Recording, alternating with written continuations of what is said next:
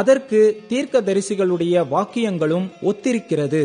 எப்படியெனில், மற்ற மனுஷரும் என்னுடைய நாமம் தரிக்கப்படும் சகல ஜாதிகளும் கர்த்தரை தேடும்படிக்கு நான் இதற்கு பின்பு திரும்பி வந்து விழுந்து போன தாவீதின் கூடாரத்தை மறுபடியும் எடுப்பித்து அதிலே பழுதாய் போனவைகளை மறுபடியும் சீர்படுத்தி அதை செவ்வையாக நிறுத்துவேன் என்று இவைகளை எல்லாம் செய்கிற கர்த்தர் சொல்லுகிறார் என்று எழுதியிருக்கிறது. உலக தோற்றம் முதல் தேவனுக்கு தம்முடைய கிரியைகள் எல்லாம் தெரிந்திருக்கிறது.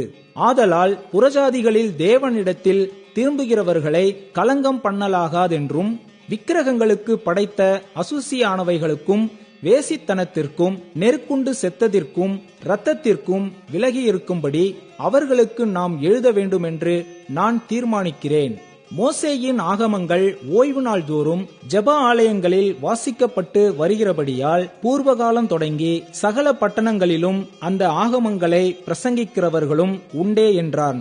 அப்பொழுது தங்களில் சிலரை தெரிந்து கொண்டு பவுலோடும் பர்னபாவோடும் அந்தியோகியாவுக்கு அனுப்புகிறது அப்போஸ்தலருக்கும் மூப்பருக்கும் சபையோர் எல்லோருக்கும் நலமாக கண்டது. அவர்கள் யாரென்றால், சகோதரரில் விசேஷித்தவர்களாகிய பர்ச்சபா என்று மறுபேர் கொண்ட யூதாவும் சீலாவுமே.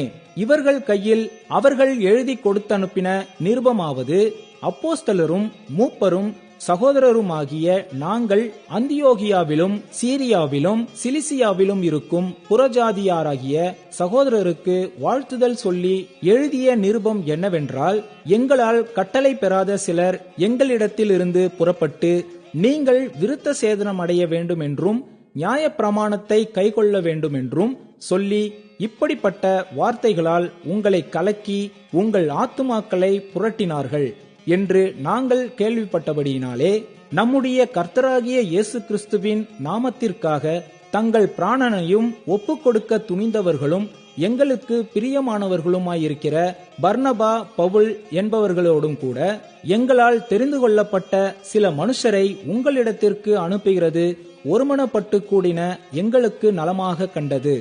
அப்படியே யூதாவையும் சீலாவையும் அனுப்பியிருக்கிறோம். அவர்களும் இவைகளை வாய்மொழியாக உங்களுக்கு அறிவிப்பார்கள். எவையெனில், விக்கிரகங்களுக்கு படைத்தவைகளுக்கும் இரத்தத்திற்கும் நெருக்குண்டு செத்ததிற்கும் வேசித்தனத்திற்கும் நீங்கள் விலகி இருக்க வேண்டும் என்பதே.